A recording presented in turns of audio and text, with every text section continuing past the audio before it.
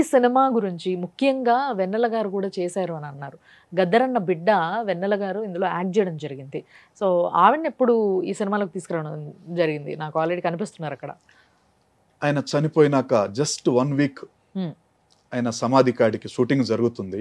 వెళ్ళినప్పుడు నాన్న ఈ 2 షార్ట్స్ ఉన్నాయి అమ్మ, నువ్వు యాక్ట్ చేస్తావా అంటే, నాన్నగారిదంటే ఏదైనా చేస్తానని ఆయన సమాధి దగ్గరే ఒక రోజు షూట్ చేసాం. సహకరించింది, ఆయనని పూనింది. ఆవిడ చాలా అద్భుతంగా యాక్ట్ చేసింది. ఆయన లేని లోటు కొంతవరకు ఆమెలో చూసాం మేము. ఒక పాటలో ఎవడురా అమ్మేది ఎవడురా కొనేది అనే పాటలో స్టార్టింగ్ లో అతిథి పాత్రలో గెస్ట్ రోల్ చేసింది. మీ ద్వారా ఆమెకి థ్యాంక్స్ తెలియజేస్తున్నాం. ఈ రోజే ఆమె సాంస్కృతిక శాఖకి చైర్మన్ గా తెలంగాణ రాష్ట్ర ప్రభుత్వం తరపున ఎన్నికైంది. మీ తరపున కూడా అభినందనలు మీ ద్వారా తెలియజేస్తాం. సో వెన్నెలక్కకి ఇంతకుముందు ఒకసారి మనం కలిసి మాట్లాడినప్పుడు చాలా బాగా మాట్లాడింది. So congratulations for that. తప్పకుండా మనం కలుద్దాము. అండ్ సార్ తరఫున కూడా మీకు కంగ్రాట్స్ చెప్తూ థ్యాంక్స్ కూడా చెప్తున్నారు, ఎందుకంటే మీరు ఆ లోటుని తీర్చినందుకు. సో చాలా సంతోషం.